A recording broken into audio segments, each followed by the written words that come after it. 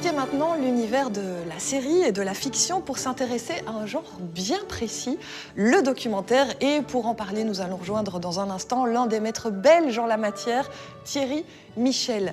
De la Belgique au Congo, en passant par l'Iran ou encore le Brésil, ce cinéaste multi-récompensé fait la lumière sur notre monde et ses dysfonctionnements. Il tente de susciter en nous une réflexion sur notre société et sur notre humanité. Toujours armé de sa caméra et de son engagement, il vient de sortir en salle un tout nouveau film qui s'intitule L'acier a coulé dans nos veines, un documentaire magnifique qui s'intéresse au destin des sidérurgistes liégeois. Je me permets de vous conseiller de le voir sur grand écran. Sans plus attendre, on va rejoindre Thierry Michel. Bonjour Thierry, quel honneur! Bonjour Cathy, c'est vraiment un plaisir. Merci d'être avec nous aujourd'hui. Aujourd'hui, on célèbre le cinéma belge dans toute sa diversité et évidemment impossible de faire une émission telle que celle-là sans évoquer votre parcours et surtout la place du cinéma documentaire dans le cinéma belge. Alors, on ne s'en rend peut-être pas bien compte. Est-ce qu'il y a une grosse production documentaire? Est-ce qu'on a une terre de documentaire? Oui, bien sûr. Il y a beaucoup d'auteurs, il y a beaucoup de productions dans des styles extrêmement variés qui vont de la découverte des terres les plus lointaines du monde à la proximité immédiate, avec des styles très différents. On ne peut pas dire qu'il y a une école. Oui, il y a une école, il y a l'école striptease, par exemple. Et puis après, il y a des écritures bien différentes. Et comment est-ce qu'on peut qualifier votre travail, alors, pour ceux qui ne seraient pas familiers avec vos films? C'est la quête de l'autre. C'est la recherche de solidarité, c'est la dénonciation des oppressions, des exploitations.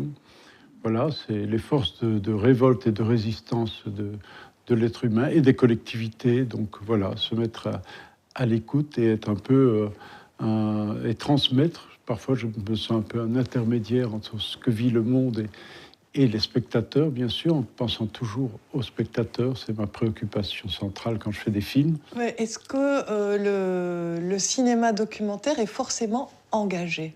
Le mot engagé me gêne un peu parce qu'il y a une sorte de parti pris, alors que je pense que je pars plutôt comme une éponge prête à absorber le réel dans toute sa complexité, dans toute sa richesse, dans toutes ses dimensions, que de venir avec un message tout fait. Et puis, il faut toujours laisser au spectateur la liberté de conscience, de jugement, lui laisser sa place dans un film. Questionner, donner les éléments de vie, partager des émotions, des personnages, aller à la rencontre de personnages et trouver dans le réel sa dramaturgie.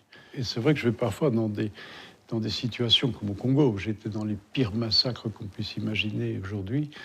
Voilà, et en même temps, il faut arriver à transmettre ça avec une force dramatique, mais aussi une force poétique. Il faut et donner une ampleur universelle. Est-ce que vous avez l'impression que le documentaire est un peu le mal-aimé du cinéma belge? Non.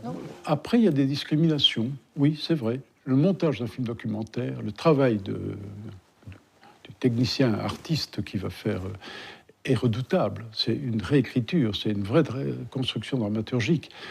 Verra-t-on un jour un monteur de documentaire obtenir un Magritte du montage, par exemple?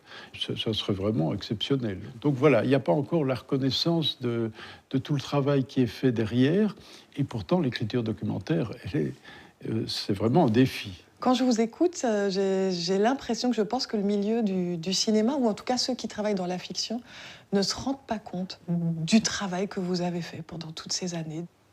C'est possible, oui, je pense qu'il y a en effet une sous-évaluation de... Mais bon, c'est pas très grave. Mais pas du public, parce que le public, il est là. On va prendre le dernier, l'Empire du Silence, l'avant-dernier.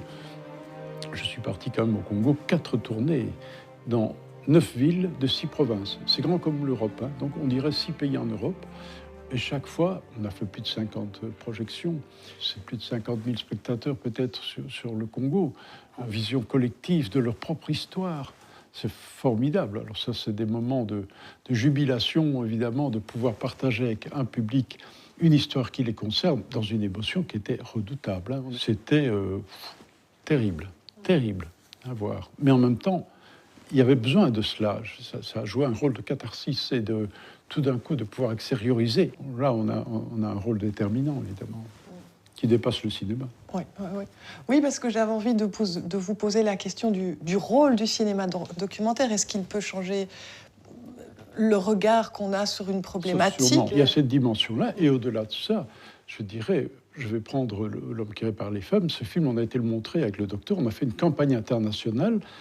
Et dans les hauts lieux de décision politique, Nations Unies, entre autres, c'était pourquoi?